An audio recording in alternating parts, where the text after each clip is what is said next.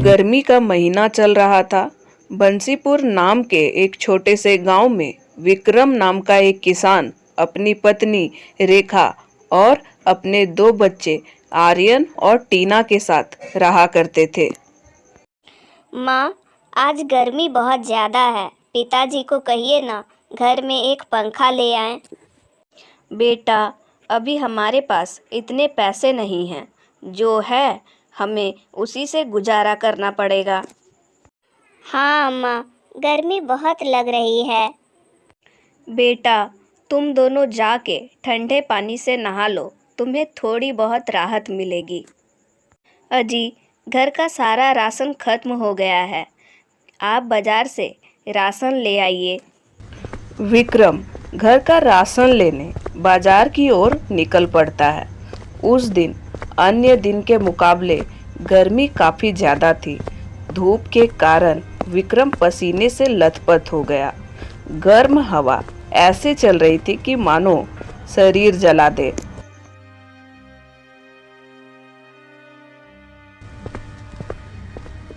विक्रम दुकान से सामान लेकर जैसे ही निकला, तेज गर्म हवा और धूप से चक्कर खाकर बेहोश हो गया। अरे बेचारा चक्कर खाकर गिर पड़ा। गांव वाले विक्रम को उठाकर उसके घर छोड़ आए। रेखा और बच्चे जैसे ही विक्रम को बेहोश देखे, वे मायूस हो गए। उनके चेहरे पे उदासी छा गई। सभी उदास बैठे थे। थोड़ी देर बाद विक्रम को होश आया। अजी, आप ठीक तो है ना?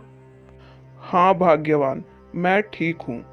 तेज गर्म हवा और कड़ी धूप के कारण मुझे बाजार में चक्कर आ गया और मैं बेहोश होकर गिर पड़ा। रुकिए, मैं आपके लिए दही की ठंडी ठंडी लस्सी बना के लाती हूँ, उससे आपको राहत मिलेगा। रेखा विक्रम और बच्चों के लिए ठंडी ठंडी लस्सी बनाकर लाती है। सबने मिलकर ठंडी ठंडी लस्सी पी। गर्मी से सब घर वाले परेशान थे। रेखा सबके लिए रात का खाना बनाने लगती है। चूल्हे पे खाना बनाते बनाते वे पसीने से लथपथ हो गई। हे भगवान, हम गरीबों के लिए ये गर्मी किसी अभिशाप से कम नहीं है। अमीरों का क्या है, एसी लगवा लेंगे, लेकिन हम पंखे की हवा तक को तरस जाते हैं। दोनों पति पत्नी आपस में बात कर ही रहे थे, तभी घर का मकान मालिक वहां आ जाता है। भाई विक्रम, तू इस बार भी घर का किराया देने नहीं आया?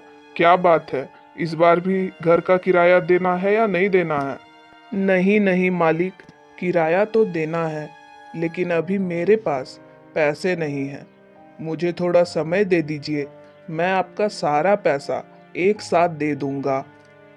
विक्रम, ये बात तुम मुझे पिछले 3 महीने से बोलते आ रहे हो, लेकिन 1 महीने का भी किराया नहीं मिला। इस बार मैं तेरी कोई बात नहीं सुनूंगा। कल सुबह तक अगर किराया नहीं मिला तो मेरा घर खाली कर देना। तुम जैसे लोग को मैं एक दिन भी घर में नहीं रख सकता। ऐसा मत कीजिए मालिक, मैं आपको सारे पैसे दे दूंगा। इतनी गर्मी में अपने परिवार को लेकर मैं कहाँ जाऊंगा? देख भाई विक्रम, वो सब मैं नहीं जानता। मेरे घर में रहना है तो सुबह तक मुझे किराया दे दो, वरना घर खाली कर दो। अगले दिन विक्रम का मकान मालिक विक्रम और उसके पूरे परिवार को घर से बाहर निकाल देता है। इतनी गर्मी में विक्रम अपने परिवार के साथ सड़क पर आ जाता है। अब हम लोग कहाँ जाएंगे जी? इतनी गर्मी में कहीं बच्चों की तबीयत खराब ना हो जाए। रेखा, तुम चिंता मत करो, कोई ना कोई हल जरूर निकल आएगा। पहले किसी पेड़ के नीचे चलते हैं, फिर देखते हैं क्या करना है। ए जी, बच्चों की तबीयत खराब हो रही है, क्यों ना हम अपने पड़ोसी पिंकी चाची से मदद मांग ले। रेखा और विक्रम इतनी तेज धूप में अपने बच्चों के साथ पिंकी चाची के घर जाते हैं। इतनी धूप में कौन दरवाजा खटखटा रहा है? अरे रेखा, इतनी धूप में तू पूरे परिवार के साथ यहाँ, सब ठीक तो है ना? चाची, कुछ ठीक नहीं है। पैसे नहीं दे पाने के कारण मकान मालिक ने घर से निकाल दिया। बच्चों की तबीयत ठीक नहीं है, इसलिए क्या शाम तक हम आपके यहाँ रुक सकते हैं? बेटा, मैं तुम्हें मना नहीं करती, लेकिन आज ही मेरी बेटी अपने पूरे परिवार के साथ छुट्टी मनाने आई है। माफ करना बेटी। पिताजी, मुझे जोर की प्यास लगी है। रेखा, तुम बच्चों का ध्यान रखना, मैं पानी ढूंढ कर आता हूँ। पर इतनी धूप में आप कहाँ जाएंगे? इससे तो अच्छा होगा कि हम अपने परिवार के साथ पीछे वाले जंगल में चले। वहाँ नदी है, हमें पानी मिल जाएगा और पेड़ ज्यादा होने के कारण हमें गर्मी भी कम लगेगी। विक्रम को रेखा की बात अच्छी लगी और वे लोग अपने सामान और बच्चों के साथ जंगल की ओर चल पड़े। जंगल में आकर उन्हें राहत मिली। रेखा जंगल में पेड़ के नीचे चादर बिछा दी और वहीं पे अपना सामान रखकर वे थोड़ा आराम करने लगे। पास की नदी से उन्हें पीने योग्य पानी मिल रहा था, लेकिन पानी से कितने दिन गुजारा चलता। ए जी, बच्चे भूख से व्याकुल हो रहे हैं, आप कुछ कीजिए ना। ठीक है रेखा, तुम बच्चों का ध्यान रखो, मैं काम ढूंढ कर आता हूँ। विक्रम बाजार में काम ढूंढने के लिए जाता है। मालिक, मुझे आपके दुकान में कुछ काम मिलेगा क्या? मेरे छोटे छोटे बच्चे भूखे हैं। मालिक, मुझे कोई काम दे दो। गर्मी के वजह से मेरा काम ऐसे भी धीमा चल रहा है। माफ करना, मैं तुम्हें काम नहीं दे सकता। विक्रम दिन भर काम की तलाश में भटकता रहा। वहीं बच्चे जंगल में अपने पिता का बेसब्री से इंतजार कर रहे थे। माँ, पिताजी कब आएंगे खाना लेकर? बेटा, शाम होने को आई, पिताजी आते ही होंगे।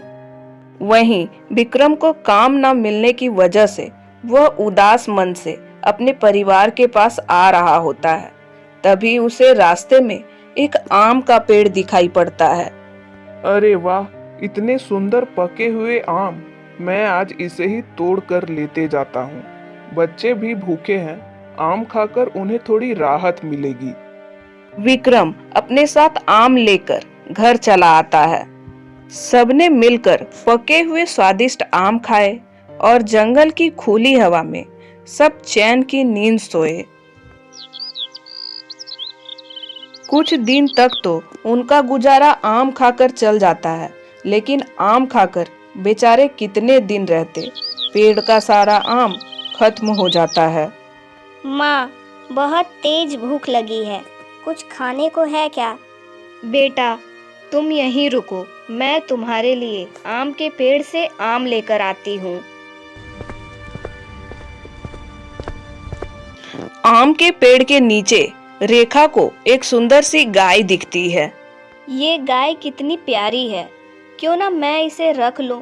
इसका दूध मेरे काम में भी आएगा और मुझे गाय की सेवा करने की मौका भी मिल जाएगा।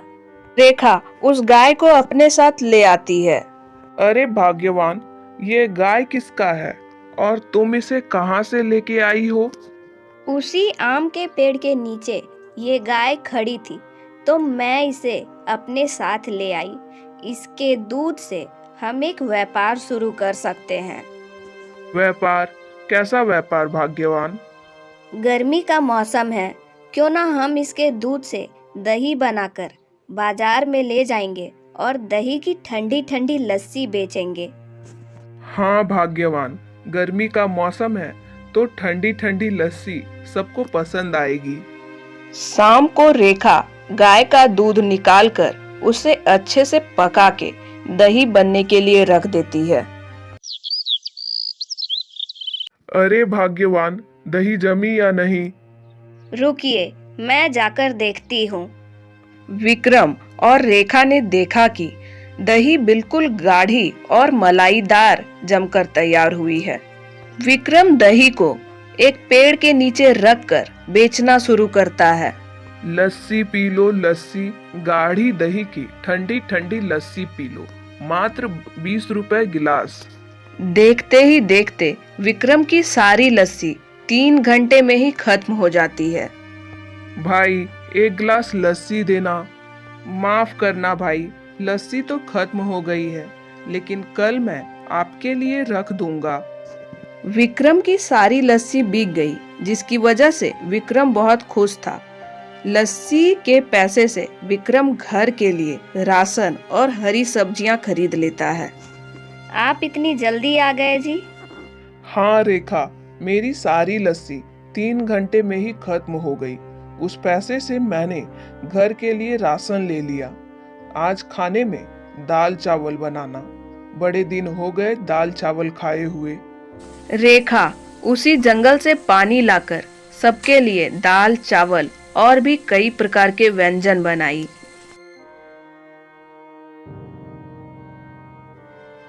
माँ, आज इतने दिनों बाद इतना स्वादिष्ट खाना खाकर मजा ही आ गया। हाँ माँ, खाना बहुत स्वादिष्ट बना है। विक्रम का व्यापार दिन प्रतिदिन बढ़ने लगा। पैसे जोड़ जोड़कर विक्रम ने अपने परिवार के लिए एक छोटा सा घर खरीद लिया और 2 गाय खरीद ली। रेखा घर में दही बनाती और विक्रम उसे बाजार में बेच आता।